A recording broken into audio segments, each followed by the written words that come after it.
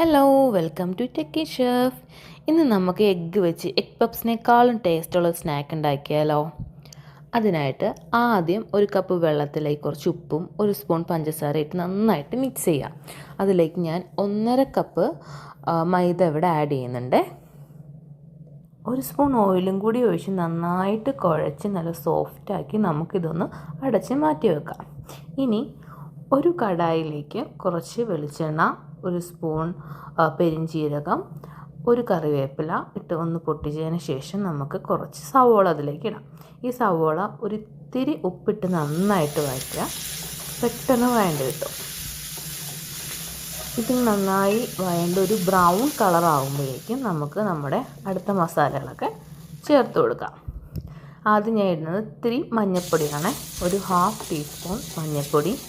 അതിട്ട് നന്നായി അതിൻ്റെ ഒരു പച്ച മണം മാറുമ്പം ഒരു ടീസ്പൂൺ ചിക്കൻ മസാലയും കൂടി ഞാൻ ആഡ് ചെയ്യുന്നുണ്ട്.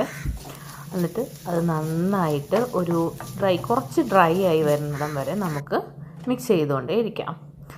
അതിനുശേഷം ലാസ്റ്റ് നമ്മളിവിടെ ആഡ് ചെയ്യുന്നത് ഞാൻ സ്മാഷ് ചെയ്ത് വെച്ചിരുന്ന ഒരു പൊട്ടറ്റോ ആണ്. ഇതൊരു 2 പൊട്ടറ്റോ ഞാൻ ഫുള്ളി സ്മാഷ് ചെയ്ത് നേരത്തെ മാറ്റി വെച്ചിരുന്നതാണ്. ഇതും കൂടെ ആഡ് ചെയ്ത് നന്നായി മിക്സ് ചെയ്യാം. ഈ മസാലയിലേക്ക് ഈ പൊട്ടറ്റോ നന്നായിട്ട് മിക്സ് ചെയ്തെടുക്കാം. ഇതിനിടയ്ക്ക് ഉപ്പ് വേണമെങ്കിൽ നിങ്ങൾക്ക് നോക്കിയിട്ട് ഇട്ട് കൊടുക്കുക കേട്ടോ.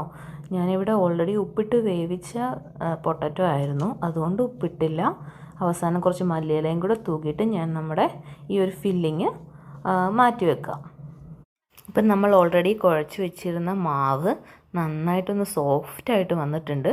ഇനി ഇത് നമുക്ക് ഓരോ ബോൾസായിട്ട് ഉരുട്ടിയെടുക്കാം. ഇപ്പം ഞാനിവിടെ ഒരു 6 ബോളായിട്ട് ഉരുട്ടി എടുത്തിട്ടുണ്ട്. ഇനി നമുക്ക് ഈ ബോൾസൊക്കെ ഒന്ന് പരത്തിയെടുക്കാം.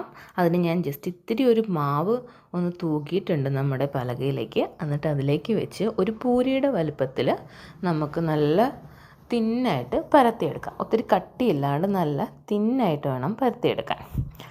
ഈ ഒരു വലിപ്പം നമ്മുടെ ഒരു പൂരിയുടെ വലുപ്പത്തിൽ ഇങ്ങനെ ആക്കിയെടുക്കണം. ഇതിലേക്ക് നമ്മൾ ഓൾറെഡി പ്രിപ്പയർ ചെയ്ത് വെച്ചിരിക്കുന്ന നമ്മുടെ ആ ഒരു ഫില്ലിങ് കുറേശ്ശെ ആഡ് ചെയ്ത് കൊടുക്കാം. ഈ ഒരു ഫില്ലിങ് നമ്മൾ ബേസായിട്ടാട്ടോ വെക്കുന്നത്. അതിന് മുകളിലേക്ക് നമ്മളൊരു എഗ്ഗ് 2ആയിട്ട് കട്ട് ചെയ്തതിൻ്റെ ഒരു പീസും കൂടി വെച്ചെടുക്കുന്നുണ്ട്. ഇനി ഇത് ഫോൾഡ് ചെയ്യുന്നത് ഒരു പ്രത്യേക രീതിയിലാണ്.